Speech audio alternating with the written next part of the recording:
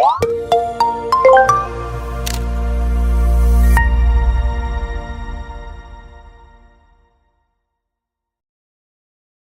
kawan pajak, selamat siang, selamat datang di Popcorn, podcast pajak pancoran. Yeay. Assalamualaikum warahmatullahi wabarakatuh. Kembali lagi bersama kami KPP Pratama Jakarta Pancoran di Popcorn, podcast pajak pancoran. Sudah lama rasanya saya tidak menyapa kawan pajak melalui Popcorn, melalui podcast YouTube KPP Pratama Jakarta Pancoran. Kali ini kita akan bahas lagi mengenai update terbaru dan informasi-informasi terkait dengan perpajakan. Kawan pajak, apa kabarnya di rumah? Semoga semua dalam keadaan sehat dan menjalankan aktivitasnya dengan lancar ya.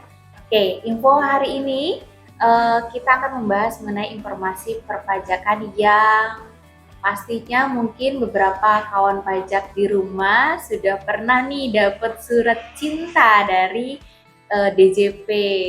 Nah, dalam hal ini nanti kita akan bahas mengenai tahapan proses penagihan yang ada di Direktorat Jenderal Pajak. Jadi kalau selama ini dapat surat cinta, kemudian sampai didatangin oleh petugas pajak kami, itu adalah salah satu bagian dari SOP penagihan. Nah, hari ini aku Citra akan membersamai teman-teman di rumah, kawan pajak di rumah akan bahas mengenai penagihan pajak.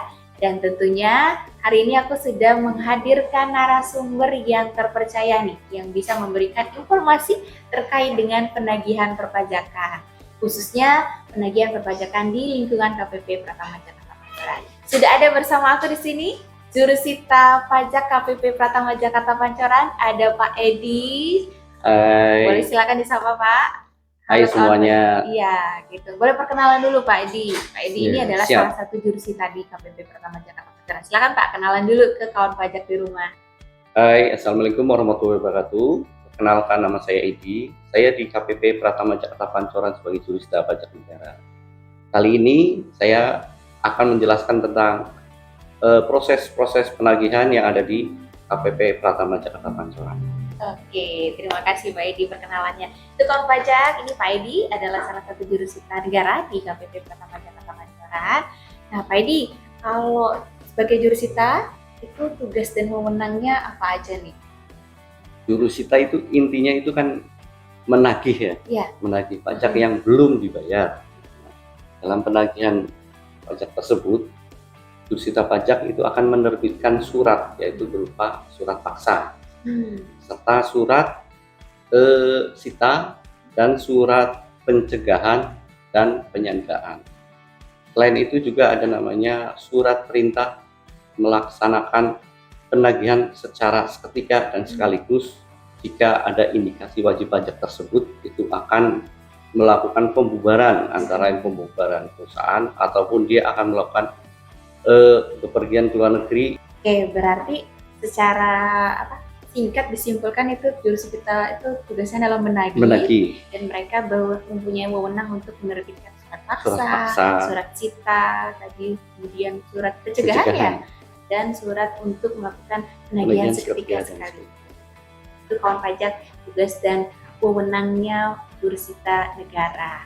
Nah, Pak Edi, pastikan kalau kita di DJP ini bekerjanya berdasarkan ada hukumnya, ada landasan hukumnya nih, baik itu dari segi edukasi, kemudian segi pengawasan, kemudian pemeriksaan juga penagihan, semua ada dasar hukumnya yang menjadi landasan kita melakukan pekerjaan kita.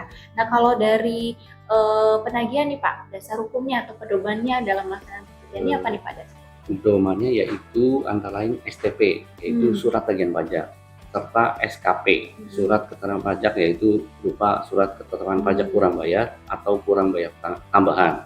Selain itu juga ada surat keputusan pembetulan jika melakukan pembetulan, surat keputusan keberatan, putusan banding, dan juga surat putusan peninjauan kembali jika menyebabkan jumlah pajak menjadi lebih besar. Oh, ini kalau ada jumlah pajak lagi itu menjadi dasarnya ya Pak ya. Kalau ada undang-undang nggak Pak yang mengatur tentang Undang-undang kita sebagai jurusita pajak yaitu Undang-Undang tahun nomor 19 tahun 2000, yaitu undang-undang tentang pelaksanaan penagihan dengan surat paksa. Oh, nah Pak Edi, kalau misalnya di dalam proses penagihan ini adakah undang-undang atau PMK yang menjadi dasar landasan kita melakukan penagihan kepada wajib pajak? Undang-undang yaitu Undang-Undang KUP. Oh, KUP. Yang kedua, Undang-Undang tentang penagihan dengan surat paksa. Dan juga Undang PMK nomor 061 tahun 2023. Oh, tentang penagihan. Nah, itu kawan pajak. Jadi yang menjadi dasar hukum jurusita negara melakukan penagihan kepada wajib pajak adalah Undang-Undang KUP, kemudian Undang-Undang terkait dengan penagihan, dan juga PMK nomor 61 tahun 2023 ya. Nah, Pak Edi, tadi sudah kita bahas mengenai dasar hukumnya, kemudian dasar penagihannya juga tadi mulai dari surat penagihan sampai dengan putusan banding yang pada intinya surat ketetapan tersebut menyebabkan masih ada pajak yang harus dibayar oleh kaum pajak di rumah. Nah, tahapannya apa aja nih Pak? Setelah terbit tadi dasar hukumnya, apalagi berapa lama, kemudian tahap selanjutnya apa nih Pak yang dilakukan? Tahapan penagihan yaitu setelah diterbitkan STP atau SKP tersebut, setelah jatuh tempo, wajib pajak belum melakukan pembayaran, maka dalam jangka waktu 7 hari setelah tanggal jatuh tempo tersebut akan diterbitkan surat teguran. Oke, jatuh tempo ditunggu, kemudian 7 hari akan keluar surat teguran. Ya, dalam jangka waktu 21 hari semenjak surat teguran itu telah terbit, maka akan diterbitkan surat paksa. Oke, surat paksa. Di mana dalam surat paksa tersebut dalam 2 kali 24 jam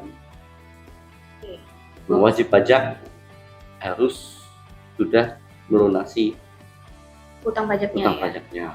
Kalau misalnya tidak dilunasi dalam waktu 24 jam, maka kita akan segera untuk menerbitkan surat perintah melaksanakan penyitaan. Oke. Setelah penyitaan, kita bisa melakukan kita terhadap aset yang dimiliki oleh wajib pajak tersebut. Aset. Oke, setelah aset disita, ini akan dilakukan pelelang. Oh, dilelang. Nanti hasil lelangnya masuk ke kas negara untuk membayar utang-utang kawan pajak tersebut. Selain itu, walaupun selain mekanisme tadi, sita dan lelang, setelah diterbitkan surat paksa, kita juga bisa melakukan yaitu tadi pencegahan. Pencegahan serta penyanderaan. Berarti jurusita bisa juga nih Pak ya melakukan pencegahan juga penyanderaan. Kalau misalnya memang harus dilakukan pencegahan dan penyanderaan, apa nih Pak yang menjadi ini wajib pajaknya harus dicegah atau ini wajib pajaknya harus disandera gitu? Apakah ada ketentuan-ketentuan yang mengatur ini harus dicegah atau ini harus disandera? Ada, itu pertama ya. Kalau namanya pencegahan berarti kita harus tahu wajib pajak itu sering bepergian ke luar negeri. Berarti ada risiko untuk keluar Indonesia.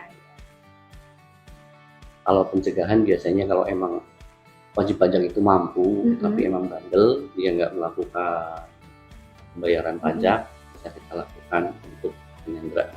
Oh, berarti kalau tidak kooperatif ya Pak ya, tidak kooperatif terhadap petugas, maka ada kemungkinan untuk dilakukan penyanderaan.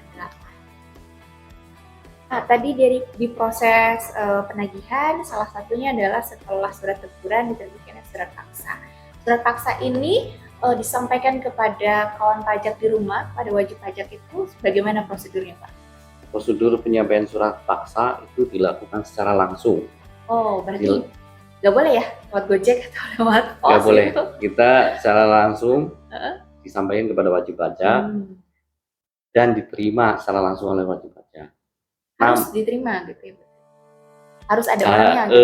Harus ada orangnya, namun jika nggak ada orangnya, kita juga bisa menyampaikan itu kepada kelurahan yang terdekat. Pemerintahan yang dan setempat.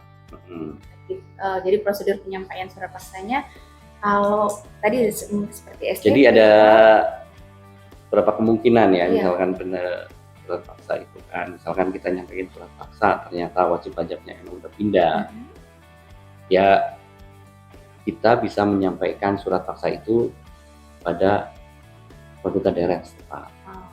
Surat paksa disampaikan secara langsung kepada wajib pajak. Namun jika wajib pajak tidak ada, bisa disampaikan kepada wakilnya yang ada di tempat tersebut. Berarti terpaksa tidak bisa disampaikan lewat pos atau lewat kurir ya Pak, memang harus didatengin, disampaikan langsung. Iya, langsung. Nah, kalau misalnya memang benar-benar nggak ada, tadi disampaikan kepada pemerintah terdekat. Pemerintah terdekat. Kalau pindah, tadi gimana Pak? Kalau pindah kita biasanya minta bantuan di mana wajib pajak itu berada. KPP tempat wilayah wajib pajak itu berada. Oh, berarti kita sampaikan surat paksanya kepada KPP tempat wajib pajak berada, nanti Jurusita yang di KPP sana yang menyampaikan. Oh, jadi dimanapun kawan pajak, kalau masih ada hutang pajaknya, tetap akan disampaikan ya Pak ya, surat paksanya. Baik Pak, tadi setelah surat teguran, kemudian 21 hari setelah itu surat paksa, kemudian ditunggu 2 kali 24 jam untuk melakukan pelunasan. Kalau tidak dilakukan pelunasan maka akan dilakukan penyitaan. Nah, kalau penyitaan ini seperti apa nih Pak? Penyitaan terhadap asetnya wajib pajak. Penyitaan itu biasa dilakukan di aset-aset wajib pajak, yaitu bisa aset bergerak maupun tidak bergerak. Cuman yang diutamakan itu biasanya aset bergerak dulu, karena mungkin yang bisa dijual. Di antaranya seperti rekening, ini langsung dilakukan pemblokiran, sama aset-aset barang bergerak, misalnya kendaraan. Berarti kalau rekening pemblokiran itu sama dengan penyitaan? Sebenarnya sebelum dilakukan penyitaan, dilakukan pemblokiran terlebih dahulu. Nah, ini asetnya si perusahaan kalau misalnya dalam bentuk badan, berarti asetnya si atas nama perusahaan, atau apakah juga penanggung jawabnya juga dilakukan terhadap perusahaan, yaitu badan dilakukan penyitaan terhadap perusahaan dan para penanggung pajaknya, serta juga pemegang saham, terutama pemegang saham yang perusahaan itu bentuknya tertutup sampai dengan penanggung pajak. Prosedurnya bagaimana Pak pada saat kita Jurusita negara melakukan penyitaan? Biasanya kita ketika melakukan surat perintah penyitaan, kita kan menuju ke lokasi. Nah, kita cari aset-aset yang ada di perusahaan tersebut, apa yang bisa kita sita. Ketika kita sudah mendapatkan aset tersebut, biasanya kita akan menerbitkan berita acara pelaksanaan penyitaan. Oke. Untuk berita acaranya itu disaksikan oleh siapa saja? Berita acara pelaksanaan penyitaan itu ditandatangani oleh Jurusita pajak dan penanggung pajaknya perusahaan itu, dan juga disaksikan oleh minimal 2 orang saksi. Ini boleh dari pihak kita? Pihak kita, salah satu pihak kita dan pihak perusahaan. Oke, demikian kawan pajak bincang-bincang kita terkait dengan proses penagihan bersama dengan Jurusita Negara dari KPP Pratama Jakarta Pancoran. Sedikit saya simpulkan bahwa proses penagihan ini adalah salah satu proses penegakan ketentuan di Direktorat Jenderal Pajak. Tadi dasar kita sudah bahas bersama mengenai dasar penagihannya, tadi ada STP ya Pak, kemudian SKP, KB, dan lain-lainnya, dasar hukum lainnya yang menyebabkan kawan pajak masih ada pajak yang masih harus dibayarkan. Dari dasar penagihan tersebut nanti akan ada jatuh tempo selama 30 hari. 7 hari setelah jatuh tempo, apabila kawan pajak belum membayarkan pajaknya ya Pak ya, nanti akan diterbitkan surat teguran. Dan setelah surat teguran akan ditunggu selama 21 hari. Setelah 21 hari, jika kawan pajak belum juga melunasi tagihan yang harus dibayarkan, maka akan dikeluarkan apa namanya Pak? Surat paksa. Nah, surat paksa ini akan diantar langsung ke alamat kawan pajak di rumah. Jadi jika ada petugas kami Jurusita Negara yang datang untuk menyampaikan surat paksa, mohon diterima karena memang harus disampaikan langsung kepada kawan pajak di rumah. Nah, setelah Terbitkan surat paksa 2 kali 24 jam setelah itu akan dilakukan penyitaan jika memang belum dilakukan pembayaran oleh kawan pajak.